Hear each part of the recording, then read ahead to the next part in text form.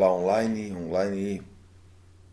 Fala aí, pessoal, boa noite novamente. Aqui é o professor Fábio. Hoje eu vou falar sobre a apresentação, mas antes, na verdade, hoje é a terceira live sobre a apresentação. Mas antes eu gostaria de falar algumas coisas com vocês. A semana passada as pessoas mandaram mensagem falando: professor, não teve live e tal. É porque eu fiz uma live fechada relacionada ao curso sobre TCC, ao passo a passo sobre TCC. E aí ela foi feita de uma maneira fechada. Isso acontecerá de uma maneira mais esporádica, ok? Mas na maioria das vezes, ela será aberta e esse material, pelo menos por 7 dias, eu deixaria aberto. Alguns eu deixaria aberto por mais tempo, alguns por 7 dias. Eu já devo ter falado isso. O material que eu deixo aberto por 7 dias provavelmente é um material de tanto valor, tão bacana, que eu coloco ele dentro do curso. Né? Então eu disponibilizo ele de graça por um tempo e aí ele vai para dentro do curso. Essa é a terceira live sobre apresentação. E quero me desculpar, eu estou num ambiente diferente, eu estou no meu escritório, na verdade eu estou sem escritório. Aqui estamos numa mudança dentro de casa, então eu vim parar aqui na cozinha, então branco atrás, talvez esteja um pouco de eco, mas aqui é o melhor sinal da internet para estar online. E eu vou transmitir a tela e eu não tenho a outra tela que eu uso normalmente, então dificilmente vou conseguir interagir com vocês agora, tá? Porque eu liguei um programa para vocês me verem no cantinho aqui como vocês estão vendo, observarem o Word, mas fica mais difícil para mim conseguir agora fazer esses ajustes. Mas aí por isso vem o segundo passo. Eu gostaria muito de pedir para comentar, ter perguntas, porque as suas perguntas, os seus comentários me ajudam a ter temas para o próximo vídeo, porque eles acabam se. Vou basear meus temas em cima das dificuldades de vocês, ok? Essa é a terceira aula, na verdade, sobre a apresentação. Por que eu dividi em 3 aulas? Para não ficar tão maçante, para ficar mais curto. Na verdade, eu gosto mais desse conteúdo online, que ele não passe muito mais do que 30 minutos, ou chegue só próximo disso, exatamente para não ficar maçante e mesmo que uma pessoa assista depois esse meu conteúdo, ela consiga acompanhar e absorver e tenha tempo de ver de novo pelo tamanho dele. Hoje o foco é na apresentação em si. Eu já falei sobre o roteiro do PowerPoint, eu já falei sobre o conteúdo que deve ter no PowerPoint ou em um banner, certo? Que foi 2 semanas atrás. Agora não, chegou o dia da apresentação, ou o que eu preciso fazer para a hora de dar a apresentação. E aí eu elenquei os principais fatores que ajudam a contribuir para a sua nota e venho passar aqui para vocês. Beleza. Antes disso, já falando na verdade do primeiro tema, né? Eu coloquei treino, apresentação, apresente para sua mãe, apresente para sua namorada, seu namorado, para o seu cachorro, para ninguém, né? Apresente para ninguém. Olhe o PowerPoint, olhe o banner e fale, né? E isso vai fazer com que você memorize. E aí eu até cito materiais acadêmicos. O que é aprender? O que não é decorar efetivamente? Quando eu decoro alguma coisa, e a gente pode chamar desse decorar de aprender também, por quê? O aprender com consistência, nós temos uma memória de curta duração, uma memória de longa duração. A memória de curta duração, alguém te conta alguma coisa, aquilo fica na sua cabeça um tempinho e depois some. Antigamente, quando não tinha celular, né, na minha época, é horrível falar isso, mas na minha época, você decorava o telefone de uma menina, né, na balada. Só que se você não anotasse naquela hora e não encontrasse a menina, perdeu o telefone, não tinha onde anotar, e você ficou lá, 2, 7, 5, 3, 6. Você achava que sabia, mas não passou para a memória de longa duração, deu um tropeço, se distraiu e esqueceu o número de telefone. Deveria ter anotado. Hoje, com esse brinquedo aqui, tudo facilita. Legal? Mas treine, porque o treinar quando eu repito, eu vou fazendo com que elementos saiam da memória de curta duração, aquilo que você vai esquecer, e passem para a memória de longa duração, ou seja, um elemento mais duradouro que está na sua memória, que você vai conseguir apresentar com consistência, falar com consistência. Longa duração, sei para sempre? Sei. Mas é igual o treino, ela pode sumir um pouquinho, mas nada que bater o olho você irá lembrar novamente. É aquilo. Eu não acho interessante separar o decorar e o aprender, porque se esse decorar passou para memória de longa duração, você decorou aquele elemento, está aprendido. Legal? Em relação ao treino, principalmente eu que venho do mundo da educação física e da pedagogia, acontece isso em outros cursos. Uma dica, se você aqui está olhando minha apresentação e está adiantado no TCC, meu, na graduação vocês têm muitos seminários, muitos trabalhos. Você tem um momento que é importante hoje em dia você se colocar à prova, principalmente para quem está se graduando para ser professor, é participar dos seminários, efetivamente apresentar, dar a cara a tapa. Né? Isso faz com que você tenha segurança mais para frente e, inclusive, culminando aí na sua apresentação de TCC. Então, treine a sua apresentação de TCC.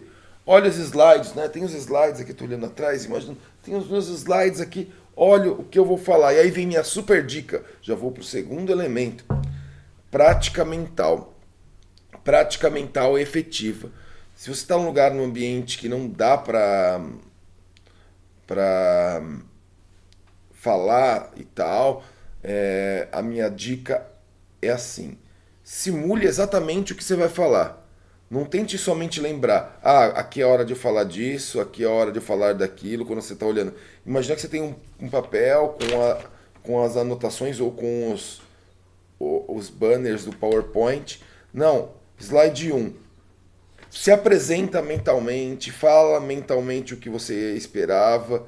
Tá? O slide 2. Fala mentalmente, porque você cria sinais elétricos que memorizam aquilo. Que é diferente de eu simplesmente olhar e falar, tenho que falar isso, tenho que falar aquilo. Não, não tem. Fale mentalmente. Essa prática cria sinais elétricos e ajustam vários elementos da sua memória. A prática mental, ela ajuda a memorizar, a mandar para a memória de longa duração. Ela vai reforçar exatamente o que você está fazendo, por isso que você está simulando. Quanto mais próximo da situação de apresentação, melhor será a sua prática mental, ok? Ela vai criar um certo relaxamento no bom sentido para você ficar menos nervoso. Quanto mais você treinar, mais segurança você tem. Quanto mais segurança você tem, mesmo que se você seja tímido, você ficará menos nervoso, ok? Pode ter certeza. Apesar de eu estar aqui de frente para a câmera, falando com pessoas, eu dou aula todos os dias para 60, 70, 100 pessoas. Eu não sou a pessoa mais extrovertida que eu conheço. Na verdade, eu sou até tímido. Eu brinco que sou arroz de festa. Que é arroz de festa? Falo besteira, brinco quando eu estou num ambiente confortável. Quando eu estou em aula, não estou num ambiente confortável. Então eu falo o que eu tenho que falar. Se eu estou numa festa, eu não gosto de ser o centro das atenções. Eu fico ali quieto na minha, a não ser que eu tenha que me expor, e tenho por que me expor, até porque sou professor, e essa é uma prática treinada. Então, há mais de 20 anos treinando ser professor, hoje em dia tenho uma facilidade, mas não sou uma pessoa extrovertida. Terceiro ponto, a vestimenta que eu uso na apresentação. Ó, eu tô com uma camisa básica, simplesona, que dá para usar para fora da calça. Eu acho que para o homem isso resolve bastante os problemas, uma polo, depende do curso que você faz, né? Se seu TCC é num curso de direito, eu entendo que eles têm uma vestimenta mais apropriada e intrínseca ao curso, à profissão.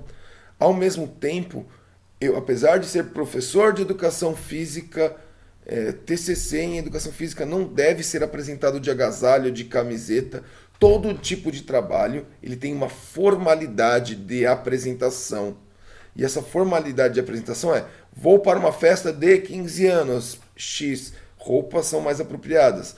Vou para uma festa fantasia, Y, roupas são apropriadas. Serei padrinho de casamento. E é isso aí mesmo. Você tem que se adequar. Não adianta você querer se vestir. E isso faz parte. E você vai criar um pré-julgamento desnecessário do seu avaliador. E eu costumo ouvir dos alunos, mas eu sou contra. Então, você é contra, mas adianta brigar com o sistema, com a situação que está acontecendo ali? Não. Então vamos evitar detalhes, problemas. Vamos utilizar o que é importante naquele momento, que é o quê?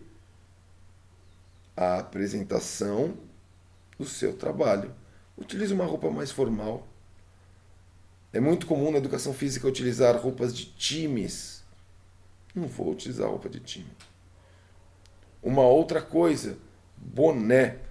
Eu vejo muitas pessoas utilizando boné. Para mim seria fácil, né? Usar boné, cabelo, ia tampar aí a minha grande testa, mas não é o caso. Você tem que estar de uma maneira mais formal. E esse formal pode ser um formal mais simples, desde uma camisa polo e um jeans, até um formal com terno, gravata. Então tente estar apropriado do seu curso. Meninas, uma calça mais social, uma camisa, um vestido básico sem muito frufru, sem muita, como se diz, colorido, né? Uma cor mais neutra, normalmente cores escuras. Já ouvi falar que um tubinho preto serve para todas as ocasiões. Também olha a altura desse tubinho preto para uma apresentação, né? Mas é mais ou menos nesse sentido, uma cor neutra. Com licença. Passo.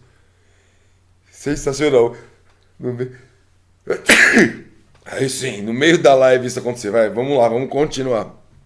Então, se preocupem com a sua vestimenta, né? A vestimenta ela é importantíssima. Não brigue, você tem um avaliador. Às vezes ele pode ser um avaliador que não se preocupe com isso, mas para que eu vou arriscar uma situação de um avaliador que ele seja mais formal, que ele vai pré-julgar, ele vai olhar a pessoa está desleixada, relaxada, e não cabe nesse momento. Cabe você se vestir e...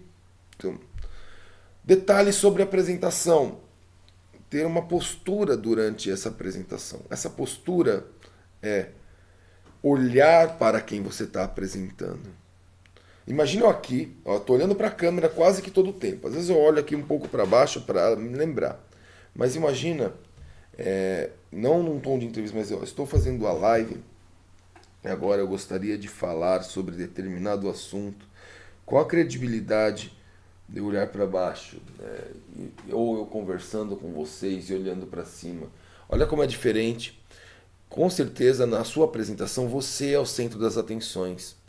Então, os avaliadores ou o avaliador, eles estarão olhando para você. Não no começo do trabalho, até que você se sinta um pouco mais à vontade, né? O que é se sentir um pouco mais à vontade? No primeiro, segundo slide, normalmente você está mais nervoso. Olhe para ele. Se bobear, olhe no olho dele. Não de uma maneira intimidadora, mas de uma maneira à vontade. Olhe para ele, olhe para o outro. Olhe em direção deles, mas nunca olhando avulso.